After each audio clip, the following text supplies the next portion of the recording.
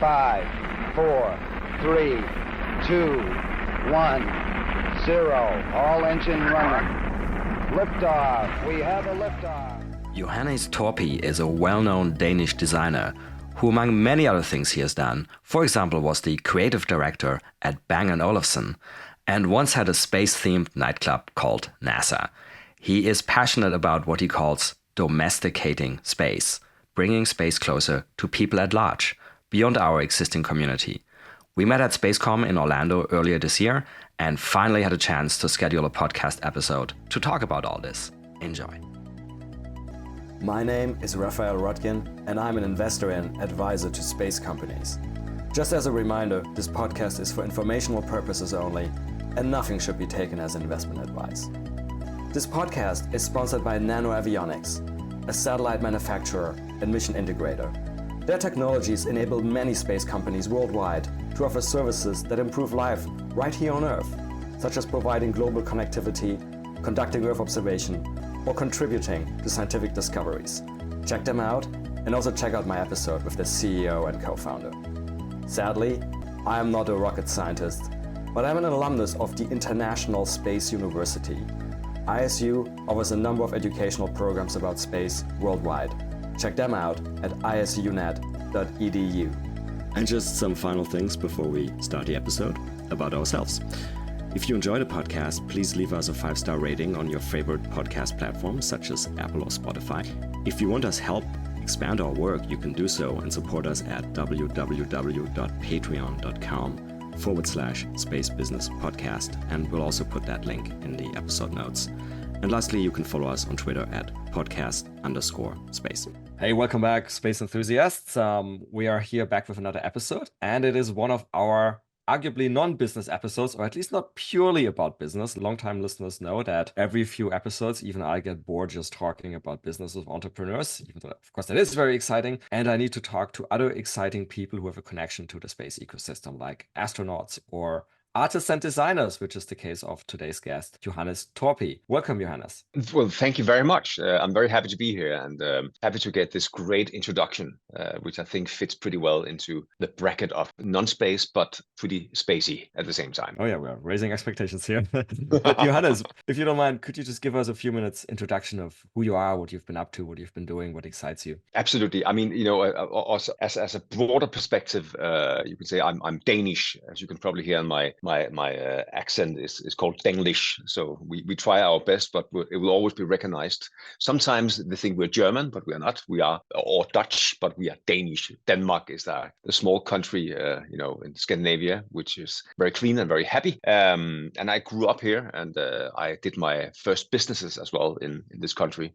Actually started very early at age 15 with a lighting design company, and went from there into doing graphic design, and then I did nightclubs, and from there I did music. I have a big music career. I actually did a couple of world hits and been touring around the world. And when I became old enough to realize that being 50 and playing in front of 50,000 teenagers on drugs was not my future perspective, I focused more on my other career, which is design and architecture. And that actually is what brought me to be interested in the space industry, because the space industry by default is a very engineering driven industry. And even as a kid, I dreamed about space.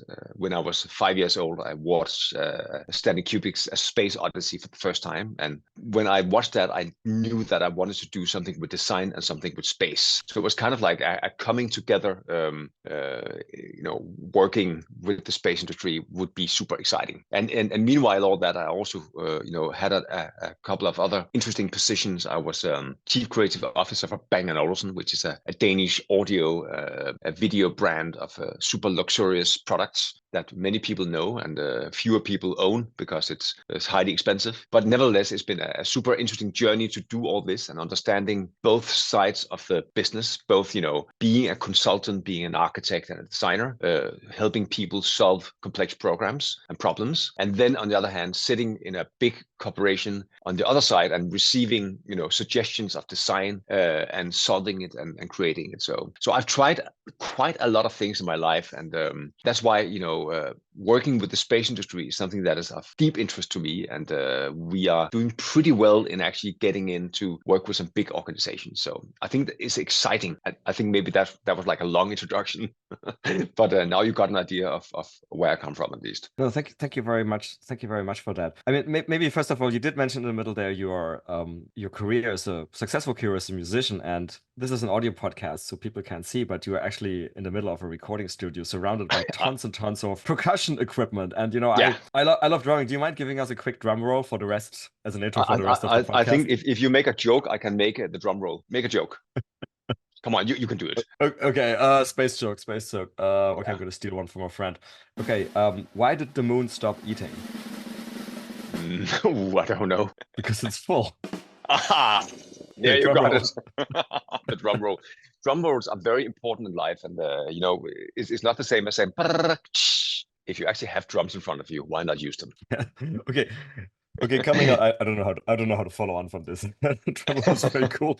But in any event, actually I do know, because I've looked at preparation, of course, as I always do, at some of the things that have been publishing, or some of the things published about you. And I found a few years ago you were giving a keynote, as you do often, at a big design event, I think, and you entered Design the room, Indaba. not just Design Indaba, yeah, I think that's what it was. And you didn't just walk onto the stage as sort of like, losers like I do when they give keynotes. You floated into the room, suspended from the ceiling, wearing a golden spacesuit. What was the thinking there? Well, the thinking was that the arranger of that what you call it, event, which is amazing, called Design Indaba in Cape Town, in South Africa. Ravi, he's a super nice guy, and he said, Johannes, I don't want another boring design keynote where people stand on stage and they're showing their work and blah blah blah blah blah. People applause. I wanted a performance, and as my my business for many years have been performance, but going on stages and actually performing. So I thought, okay, if you give me the opportunity, and it's a theater, so you have equipment, I'm gonna make you a complete rundown per second what I want to do, and I did so, like a total plan, which included like a fly rig harness from movie sets, so I could actually fly through the room and land on stage and go down in a space pit, stage pit. So you enter at a certain point on the stage, and there is a hole, and you fly down the hole. And so what happened actually is that we play the theme of a space odyssey, and I fly in the golden spacesuit, and then I start to speak to HAL 9000, like we have a problem, Dave. The conversation from a space odyssey. Have the conversation, and then I fly down, and I go into the hole in stage, and down there I remove the golden spacesuit I'm wearing and the fly harness from the movie set, and then I rise up on a platform and walk out on stage. So it's a kind of entrance on a stage in a design world that kind of split the audience. One half loves it, and the other half think you are an asshole, right?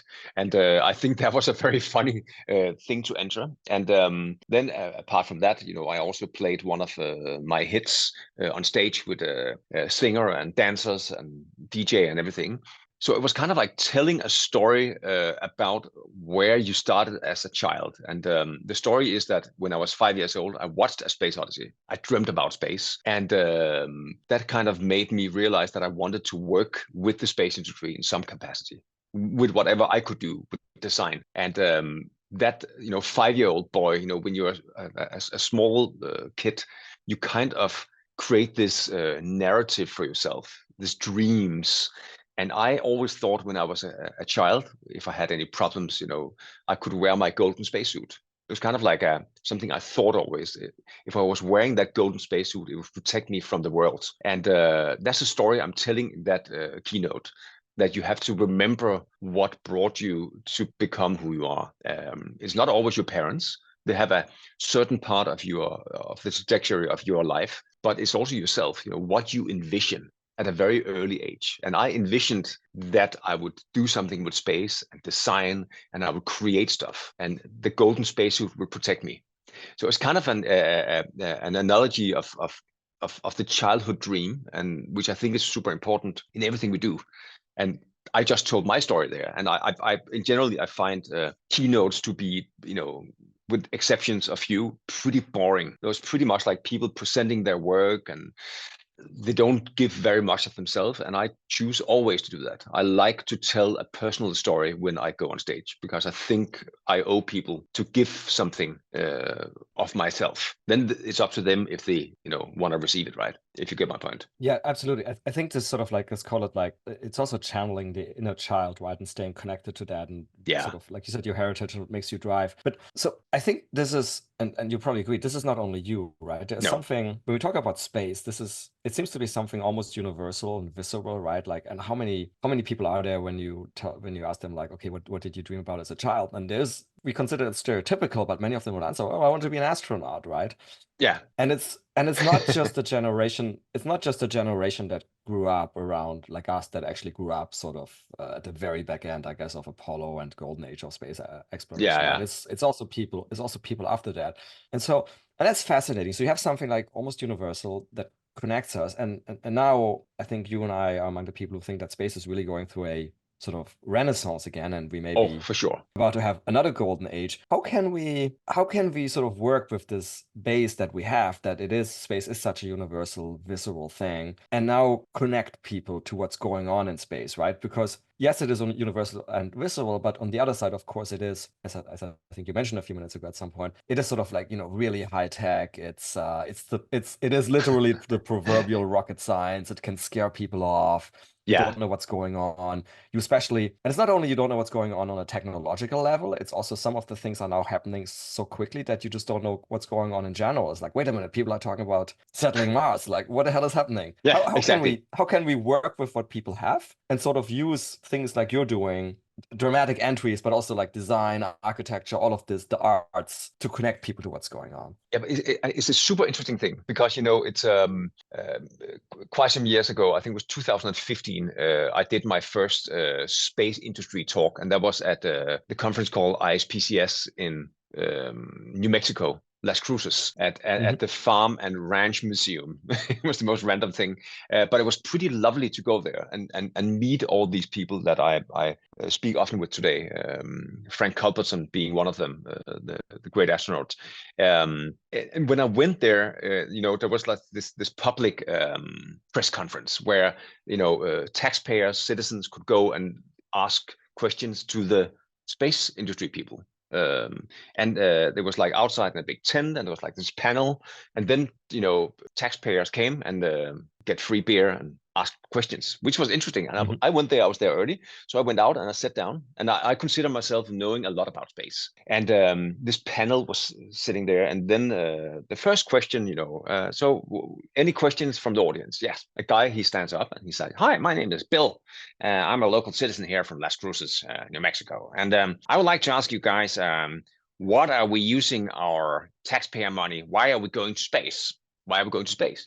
It's a good question. Why are we going to space?" And then one of the guys was standing up, and I think it was Bill from Virgin Galactic at that time, the chief medical officer. And he was standing up. So, well, this is a good question. Well, the reason why we're going to space is because of space, science. And there I realized what he was saying was nonsense. It didn't make any sense unless you are in the space industry, unless you are a medical or science professional. You will understand the reasoning he put to this, citizen, this taxpayer. And he was completely confused. I was also confused. And I was like, oh my God, I actually don't know anything about what this guy is talking about. And there I realized at that space conference, because I wanted to go there and talk about design and why design and architecture is important for humanity and for people and so on. So if I'm gonna do a conference, like a keynote about design, the whole audience at this conference are not gonna understand what I'm saying. So I have to change my keynote very quickly in a few hours and make it into domesticating space instead, into talking about to the space industry professionals why what they are saying makes no sense if you are not from the industry. And if they want to expand to people of citizens of the world and actually get people on board to the space industry, they need to speak a language that we understand. And I know a lot, but I felt totally behind. You need to speak a language that people understand, and you need to create a narrative of where citizens of the world can come closer to the industry. Otherwise, you leave them behind, and then it's only going to be STEM educated people who have a future in the space industry.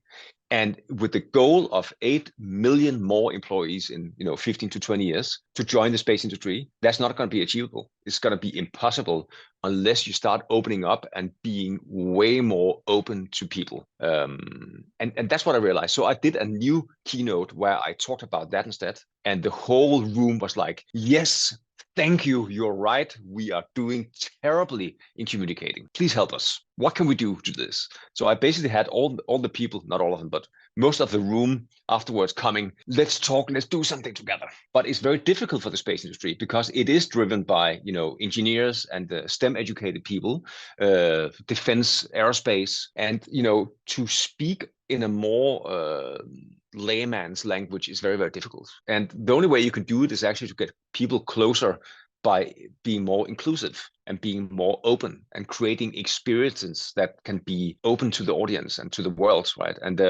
that's what we are working on with Space Foundation in Colorado Springs, for instance, to actually create this big experience center where people can come together and experience not only what does it mean to be an astronaut, because that's going to be very few people, but what does it mean to work in the space industry, and what can a non-STEM educated person help to create the future of space? Does it make sense? That makes a lot of sense. And actually, I love the whole the term you used in the middle about, domesticating space. And so I agree, sort of like if we have on one extreme, we throw an average person into, I don't know, like an MIT astronautics course, that is definitely not domesticated. That's like the wild, like tiger, lion, whatever version of space. I normally I would call it like a wolf, right? So a wolf looks like a German shepherd, but it certainly is not a German shepherd.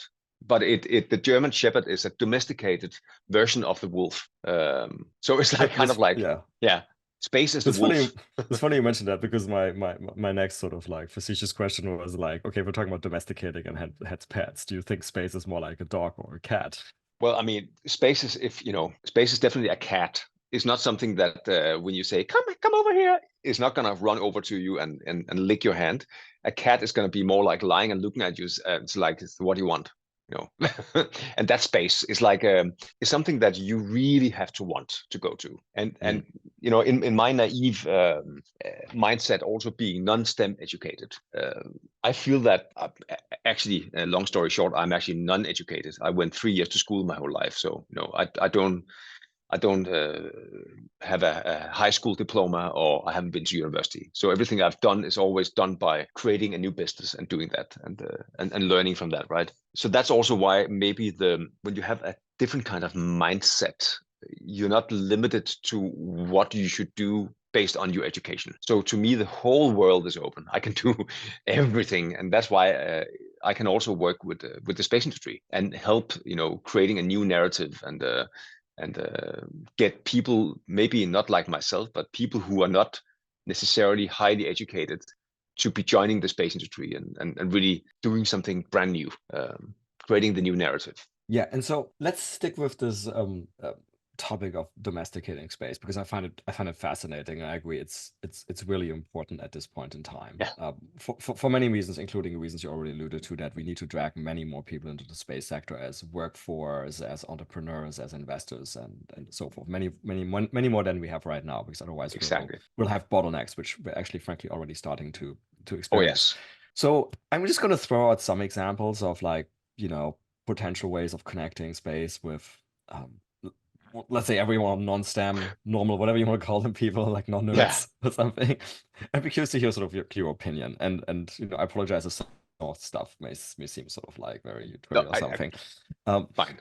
Okay, let's start with. I really apologize for that, because it's so stereotypical. But you're Danish, so like I have like several Lego sets of like Saturn V rocket and space station. And what do you think about these things? Sort of like bringing literally space into people's homes via play, because it is play. I mean, that's where it starts. I mean, my 2.5-year-old daughter, she is obsessed with rocket ship, and that comes from the cartoon series called Super Simple Songs.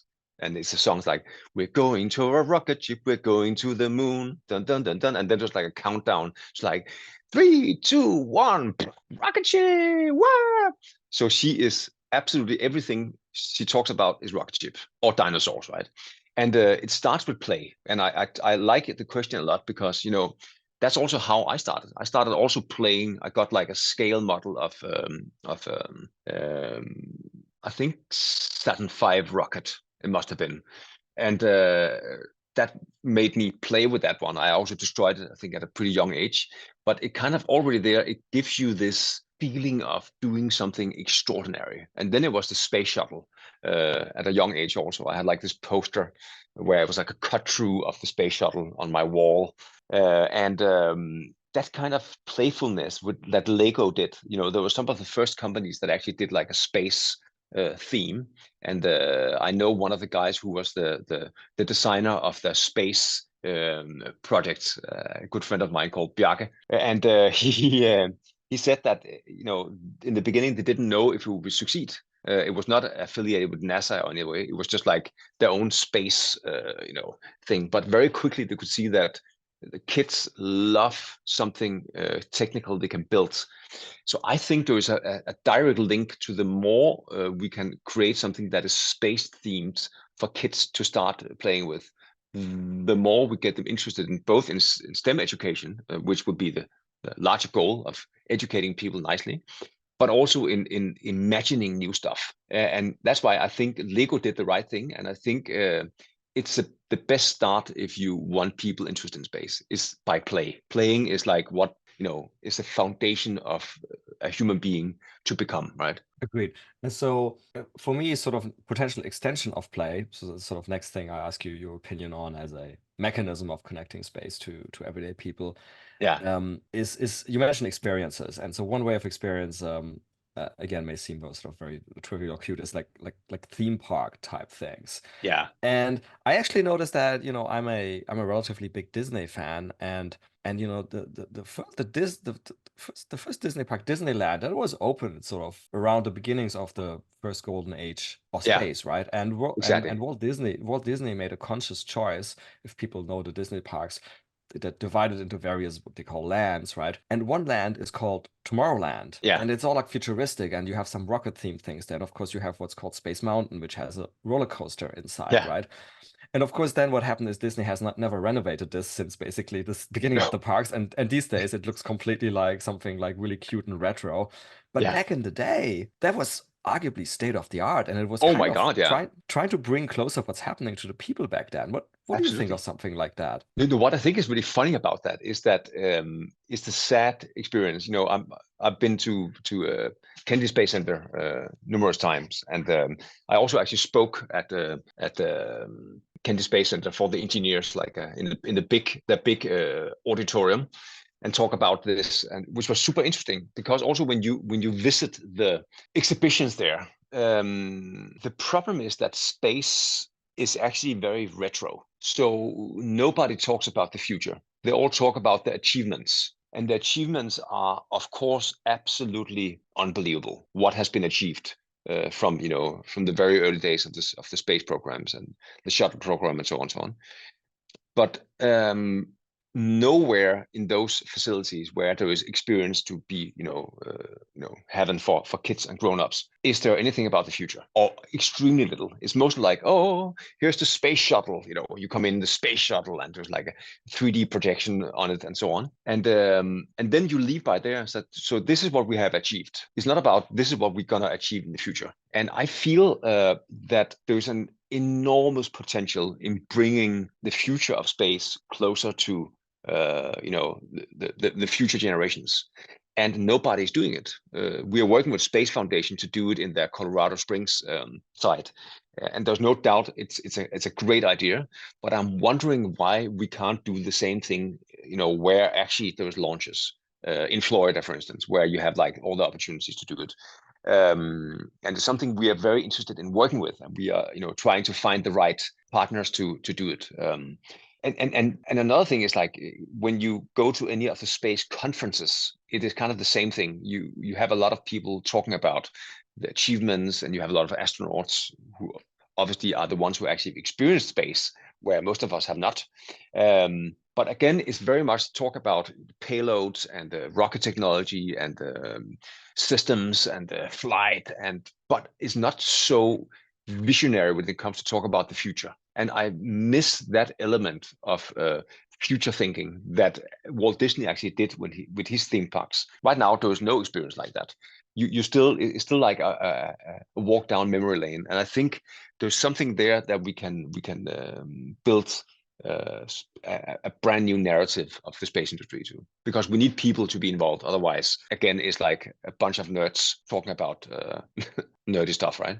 Yeah, I so agree with you. I'm trying to remember who said that, but I think it was a famous explorer, and he said something like, if you wanna, maybe you remember, if you wanna get people to build a boat, you don't tell them exactly how to cut the wood. You like make them dream of the sea, right? Yeah. And No, I feel exactly. like right now that every event is basically talking about, how to build a boat, and that's clearly very important, right? But we're missing some of the make them dream of the sea or the moon or the Mars or the universe. Yeah, exactly. I mean, and what's happening right now is that the tech billionaires of the world will take over in the same way as they've done. I mean, Elon has done with the automotive industry. It's just making not necessarily a greater car, but just a smarter car, right? And not necessarily a better spaceship, but just a smarter spaceship that can be reused and so on and so on. And for the future generations to have place in this, we need to inspire them. And if you don't inspire them by getting them closer to the industry, we are kind of missing out. And I think there's a enormous potential in, one thing is achieving going to the moon and from there to Mars. That's one thing. Most people of our lifetime will not experience commercial space tourism. I mean, probably not, right? But what we could do is to build something in proximity to where those rocket launches are, and create experiences that give them, chilling experiences that will make them feel like they are going to space or they are going closer space. And so to me, it's not so important to make like 3D printed houses on the moon, as other architects would like to do. I much rather build moon space structures on Earth, because this is where most people will experience it, and that's where we can build a trajectory for space in the future. It's actually on Earth. But this is so what do you have in mind here? Is it sort of like, is it like a theme park or like a hotel or like other type of hospitality, like like a restaurant, like again coming back to Disney, like Epcot Center now has this recent thing where basically they pretend you're in a space elevator, and then you basically take you to an orbital space station and you dine and it looks like Yeah, you're in orbit. It's actually pretty well done, to be it's honest. pretty well, yeah.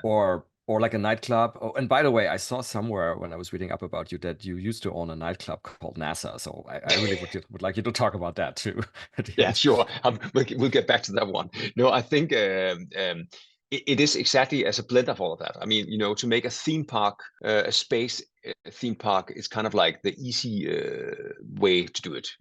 As you say, the Globe in Las Vegas. I was there like a couple of months ago for my birthday, actually, with The my sphere? wife. Yes, the Sphere. Yeah, sorry. The Yeah, sphere, yeah. yeah. You think about that structure.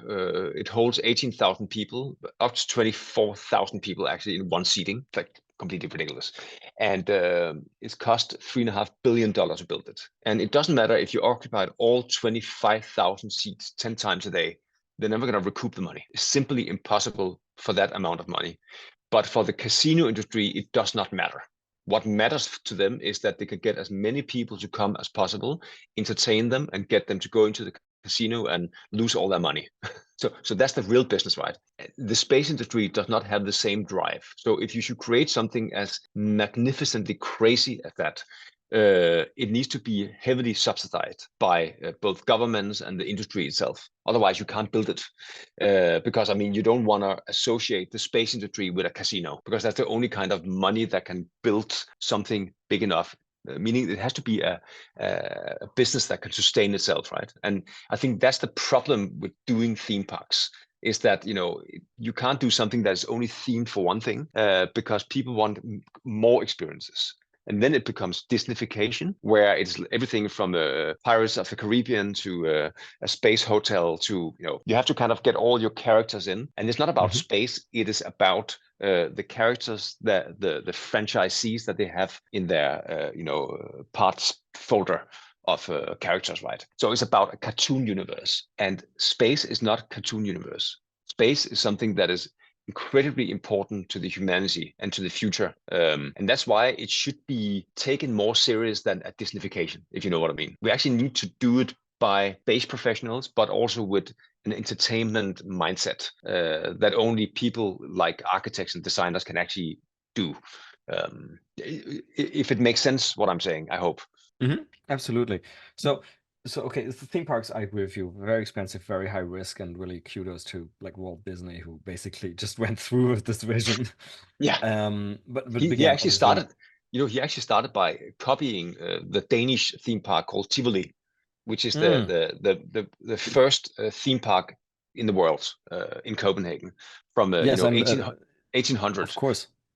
And for those of our listeners who may not know, that theme park is literally in the middle of the city. I always thought it was a fantastic concept to have a theme park in the middle of a city.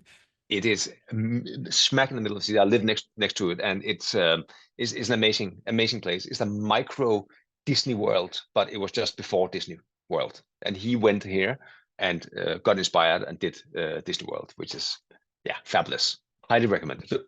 So if we kind of move a little bit down on the ambition scale from theme park to sort of, let's say, resorts, hotels, do you think there's any potential there? There have been some projects, like Disney had the Star Wars hotel, but again, it was very expensive. It was much more on the fantasy side. Listen, there is a huge potential. Huge potential. The thing is, any space hotel or any association with space and hotel, it has to be in proximity to where space is being worked with, meaning that it has to be close to launch sites or factories or facilities where you can experience space. So to make like a space themed hotel and put it in New York City would be completely off the radar. It would be stupid. But if you make one in Cape Canaveral and you make something that is really special, meaning it's not like you have to sleep in a space shuttle. That's not what I mean when I say space themed. What I mean is that it has to be something where you are giving people hints of space. It has to be sophisticated also, because otherwise it also becomes stupid. It becomes like as you say, Star Wars hotel or Pirates of the Caribbean hotel. It's not where we should go, but something where you are using space technology, in your bedding. You use a circadian lighting system inside, as you would do when you are in space. You would have food offerings that was actually based on space technology, which is quite a lot. There's so many ways where you can use space, and then it has to be a window to rocket launches also. You have to be able to, if it's in Cocoa Beach, to be able to actually see the rocket launches. And it has to be something that is the focal point of why you stay in this facility. That's one thing you could do. And then also it is to do this actually space industry exhibition center. Or we could also call it a theme park, but way more cool than theme park, way more focused on educating the future instead of entertaining the future. Because if you only entertain, then you have like a roller coaster. This roller coaster is like a zero G-force roller coaster. Like, oh, that's great, But what about space? How can I say it? Space experiences on Earth? For instance, going deep underwater, which is the closest to being deep in space. But something you can do on Earth. What does it mean? How can you do it? How can you calculate it? How do you create new foods? How do you make gardens on Mars? All these kind of things that nobody's doing. Everybody's talking about the past, or they're talking about the future, but only by entertaining. We need to teach the future generations why space is so incredibly important to humanity, and we don't do it. Big problem. Yeah, I think we do even have a word for that. It's like bastardized, but it's like edutainment, right? I mean, it's fine to have some fun, right? But you want to combine it with the with the education. I mean, does any example spring to your mind, like even outside the space sector, or like maybe some other sector or activity which has gotten that right, that sort of thing? Very little. Very little. I mean, it's mostly in Colorado Springs, for instance. There is a Olympic museum there. which is in classic American style. It says the Olympic Museum, meaning that for the world, but actually it is only because there was a Olympic. I think it was, I can't remember the year, but there was actually one year where Colorado Springs was the center of the Olympics, right? And that's why they have an Olympic Museum. But it's very interesting. It always talk about the past, very little about the future. And I think for an experience to be relevant to future generations, it has to kind of open up to the possibilities of a future, and also the possibilities of why you should love an industry. And for us, the space industry. That means that you actually have to give them hope for the future, and give them the desire to work in the future with something. And if you want, let's say, 8 million people to work in the space industry in 20 years, you better start educating the 5 to 8 year olds right now. And that best way to do it is to make them wanna do something. Make them want to not say, I want to be an astronaut, but saying, I want to work with something in this industry because this is fascinating and I can make a difference. And you can only do that by, inviting people into the belly of the industry. You can't do it by saying, oh, the great astronauts, and here's a space shuttle, and here's a rocket. That doesn't make it. It has to be in all the small pockets where there is a reality for anyone to work. From creating spacesuits to space food to technologies to software, all these things that matters in the big picture. Sending a rocket to space is like 100,000 people in the greater scheme of things that works together on creating all the small parts that comes together and make it possible. And that's what we forget sometimes, and it becomes more like about the generals and the leaders and the astronauts. But the industry is big, and there's many opportunities for many walks of life to come in and make a difference. And that's where we have to aspire. Exactly, which goes back to our overall sort of point, domesticating the space, domesticating space for everyone. Okay, so we've already talked like theme parks, hotels. You're not getting out of talking about the nightclub, at least for like a couple of minutes. No, of course. I mean, I can tell you the story. So when I was like I sold my first company. I moved away from home when I was 12, so I was pretty young, and I started working in a drum store in Copenhagen. I grew up in a hippie camp, actually, like a commune outside of Copenhagen. And there, when I was 12, I was tired of listening to the grown-ups talking about what they would do tomorrow, but never did, because they were just like smoking cannabis instead and say, yeah, tomorrow, let's do a band. So when I was 12, I was tired, and I told my parents that I wanted to move to Copenhagen, and I did. And then I started working in a drum store. And at age 15, I did my first company that was lighting design for festivals and concerts and theater and television and so on. And when I was 19, it was a great company, had 12 employees. I sold it, got my first $1 million, and then I started to do graphic design instead, and do many other kind of designs instead of lighting. And then I stumbled up on a group of people who did nightclubs, and they were almost going bankrupt. And then I started working with them on doing scenographies and doing these like monthly themes, including space themes also, including the graphic design, the set design, the lighting design, and it started becoming a good business. And then I was offered to take a 25% share and buy into the company, and I did. And after a year and so on, I thought it would be a great idea to make a super VIP nightclub in a space we had available. And I wanted to space theme it because of a Space Odyssey, actually. So we built this completely white nightclub, which is a terrible idea, I can tell you, from operational point of view. Strawberry margarita and blue balls, colored drinks, stain everything, and people could smoke cigarettes inside at that time.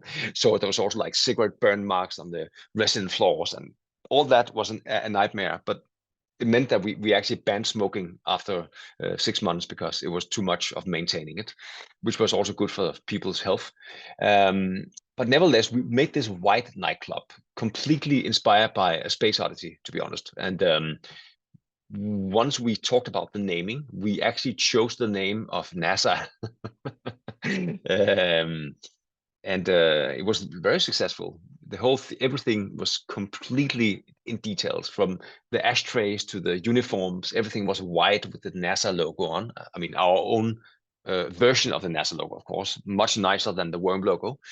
And then after like a year of operation, we got first a fax, and then afterwards a recommended letter from NASA in Houston, the legal department, saying that we have done copyright infringement to their brand. And because we went on a couple of front pages in the US for the design of this space. And I was like, holy moly, what are we going to do here? So very quickly with our lawyer, who was a very smart guy, he said, well, it sounds like it's more like an acronym, NASA, isn't it? So, and then I was like, sure. yeah, it could be an acronym. And then we found out that it would be the acronym of nice and safe attitude. And then we made a letter and a fax back to the legal department in Houston and explained that there's a misunderstanding. It's nothing to do with each other. It's basically just an acronym for nice and safe attitude, NASA. And then we never heard anything back, which is incredibly lucky. They probably said like, okay, guys, that's ridiculous, but let's forget about it. It's a nightclub in Copenhagen, so, but nevertheless, and that is interesting also in the design narrative. That nightclub we designed in 1997, it actually didn't close before 2017. So it lasted for 20 years. It's which very long is for a nightclub. very long for a nightclub. And it remained white all the way through. So it in many ways, you can say, if you design something that has enough imagination and enough experience power in its delivery to people, then people will come back. And that's what I think is so important about what we do also. So if you do theme parks or you do themed hotels, you can't theme an experience. An experience has to come from within. It has to be something that is deeply rooted in human nature, that when you experience something that gives you goosebumps, that makes it worth to come back, that will renew your experience, that will educate you, then you're onto something right. And that's why space can never be a theme park. Space has to be an experience that educates you, that puts you into the future, that gives you dreams of your own future, if you're a child, for instance. And that's why it's so incredibly important to design something that is, have a deeply rooted in experience, as opposed to just like a theme. Yeah. Understood. So, okay, once more, coming back now to our overall theme of the domesticating space. And okay, so unfortunately, we could talk hours about this and we won't have the time, right? I also want to ask you about, just consumer products other than Lego or gaming and stuff like that. But I want to make sure we hit upon one other aspect, or one other way of connecting space to everyday people, which is just, for the lack of a better word, generally like the arts, right? Like, could be anything: paintings, sculptures, installations. Any thoughts there, like space and the arts? How can this be connected and made useful to domesticate space? Yeah, it's a great. I mean, I think that it is far-fetched, to be honest. I think the arts is art is kind of for the, you say, is for the beholder of the eye. Beauty is for the beholder of the eyes, right? So you like some art, I like some other art, and we can probably agree on something and we can disagree about other things. This is good art, this is bad art. So it's really very individual. And that's why I think space is not really to be blended with art. I think space is very much about a future perspective, where we have to be much more focused on the experience, because very few people will experience space. To be realistic, I mean, even then they say the space tourism is coming and a space hotel and so on and so on. That's fine, if you have $1 million or $100,000 or how much it is lying around, so you can do that experience. Maybe you can come on a list and you can experience it, but it's not for most people. And I think to get it to most people, we need to be not look at it as art, but look at it more as something that is kind of real, where art becomes more like the narrative of an interpretation of something, right? Yeah, I because it's just very real. realized. Sorry, I just realized it's probably my fault that I prepped the question in the wrong way because I gave these examples of like, just focusing actually limiting it to like plastic art, so to say. But art, of course, is much broader. Art is also like, sci-fi novel, like science fiction, like literature, that is art, Yeah, right? yeah, Or yeah, yeah. if you go towards some of the newer media, right? If you have a virtual reality experience, right, and you come up with and you design the experience, but you also come up with the storyline, I would Yeah, also somewhere consider that art. So maybe that's true. how about something like that? No, that I agree to. I mean, to be able to, I'm a total sucker for science fiction, obviously, and I think what I liked about the older science fiction, as Space Odyssey is a good question, is that the production value was incredibly high. Think about something that was like filmed and made in 1967, right? Started there and delivered in 1969, without any computerized graphics. You think about that building all that and creating it and making it real to people in a cinematic point of view, that is total art to me. Absolutely. Where now you can do so much with both with computer generated arts, and also now with AI technology, it is so much faster to create these universes. I mean, it's like super quick. And that means also that we have to look at it in a new perspective. It's easy for people to get access to these kind of computerized experiences, but I think also the experiences that are real, that move you, that gives you like a physical space, because we are physical human beings. We're not only in our head. And I think when you put on a VR headset or a Apple Vision Pro and so on, which is fantastic, by the way, a bit heavy, if I should say anything, it's really much an experience for your brain, not as much an experience for your body. And I think the big difference about space and VR and Vision Pro experiences is that to create experiences that really is giving you a feeling in your whole body, that's where we want to go, and that's where the future lies in this edutainment, as we're talking about. If you do something, it has to be really immersive, like really in depth. It can't be only for your brain and your eyes and your ears. It has to be something you can feel with your body, so you get the chills of being weightless or getting moved around, or you know what I'm talking about. And that's why I think there is where the link come. And once it's possible to create a cinematic experience where you actually get moved at the same time, that would be exciting. Then it's more than just entertainment. It can be something that can give you the feel and the chill of actually being in space. That would be awesome. Sure, it's possible actually. So Johannes, we've talked a lot about sort of like this concept of domesticating space and in general now, but let's make it more specific and come back to you, Johannes Torpe. Like, what are some of, if you can talk about some of them, what are some of your current sort of space-related projects? Well, it's interesting. I just had a call prior to this with Indian connection for the space industry that actually also want to kind of connect and tap in on the space industry, because India is a giant country with billion, well, the biggest country in the world right now of population, meaning that the competition for the future and the education is enormous. I mean, so many people that speaks English, which is quite unique to a big country, that can communicate with both, every speaking English speaking country in the world, and have a high level of education in many of the circumstances. There we have a project that is actually about creating a big experience center, and also both accelerator and what do you call it? Kind of like a center that both gives experiences, but also educates people. And that I think is interesting. And then of course we have our cooperation with the Space Foundation in Colorado Springs, which is super exciting as well.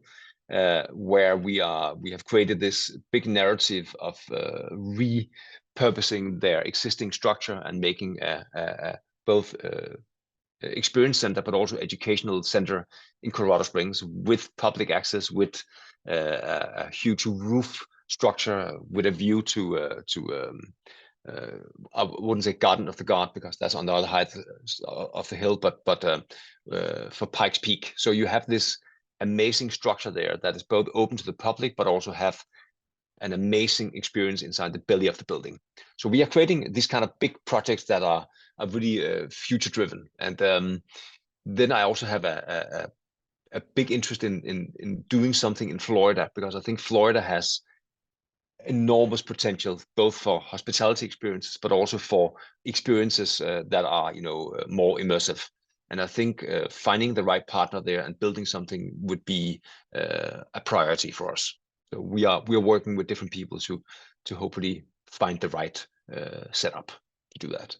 I was going to ask you what sort of your, independent of what you're doing right now, what your sort of dream space-related project would be. Would it be that, sort of thing in the experiencing in Florida you're mentioning, or Yeah, something else? I would love to do something near Kennedy Space Center. I mean, I would love to be in some way connected with the launch pads, because I think it's there's nothing more unearthly powerful than experience a rocket launch. I mean, you can look at it on TV or on YouTube and so on, but being near and feeling the pressure in the air, feeling the sound in your belly, and the thrill of this happening is just amazing. And I wish more people from the world could get closer to it and actually experience it firsthand.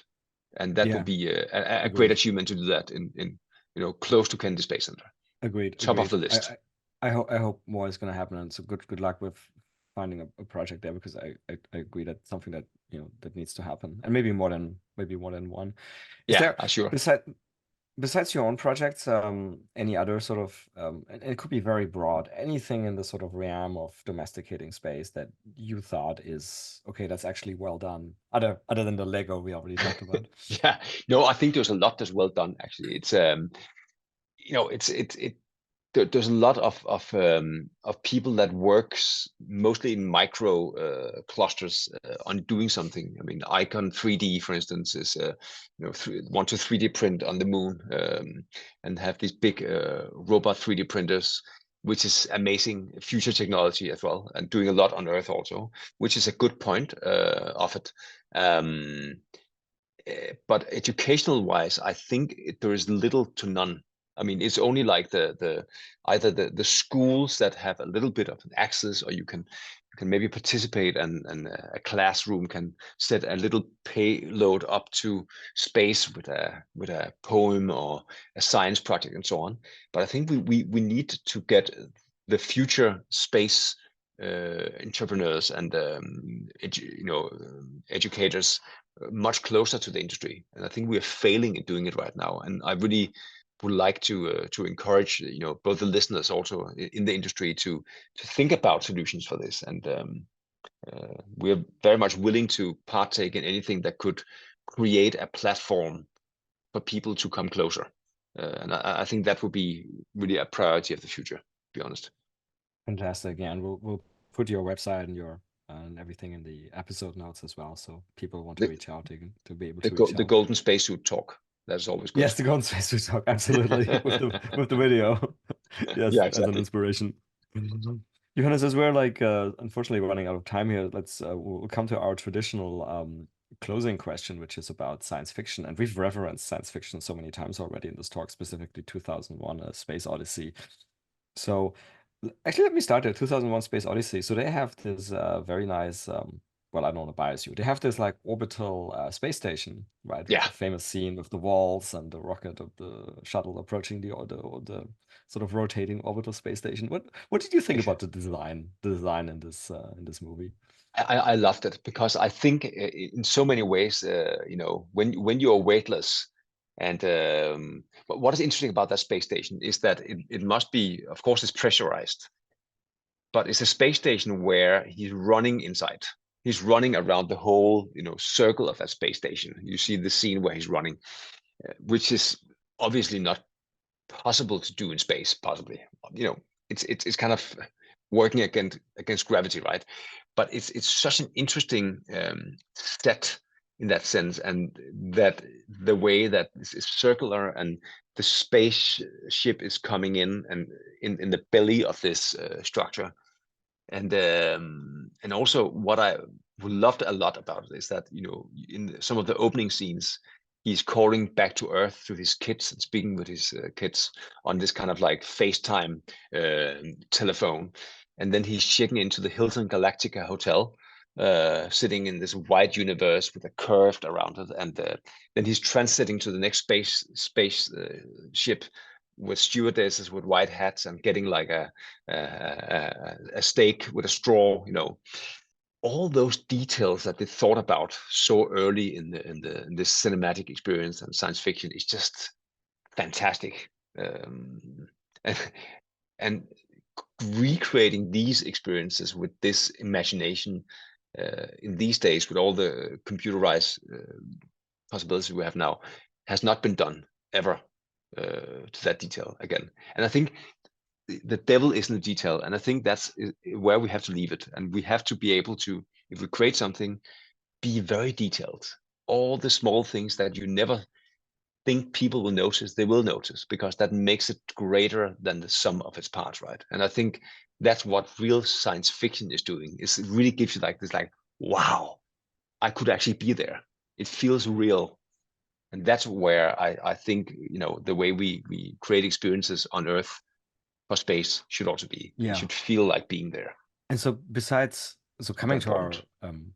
closing question, and maybe you have answered it, but so the closing question is always about favorite sci-fi. So is it 2001 or is it something else? And if you want to make a drum roll to give the answer, you can do that too. No, I think 2001 is my all-time favorite. I watched that movie, you know, 50 times. It's probably not exaggerating. I even showed it to my little daughter, and it's a question of the details and also the design. I mean, design is very, very important to me, obviously. So it just makes it better, and it's the story is also very psychedelic in many ways. There's like the whole start with the evolution of man and the way it ends. It just has so many elements of greatness that cannot be translated unless you watch it, to be honest. So that is, I would say, is the benchmark for me. Is my favorite. I love the design in 2001 as well. Johannes, thank you so much for this very interesting talk about the big theme of Domesticating Space, and you know, I'm fully aligned with you here, and let's work together to make it happen. We will work together to make it happen. Looking forward to it, and thank you so much for having me. Well, that's it for another nominal episode of the Space Business Podcast.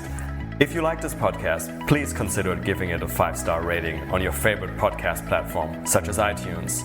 You can follow us on Twitter at podcast_space. Also consider supporting us at www.patreon.com/spacebusinesspodcast. If the podcast got you interested in learning more about the business opportunities in the space economy, check out my new online course on space entrepreneurship on udemy.com. The link is in the episode description. Lastly, if you have any feedback, including ideas for guests, and that may include yourself if you have an exciting space story to tell, or interested in being a sponsor, drop us an email at spacebusinesspodcast@gmail.com. I look forward to seeing you for the next episode.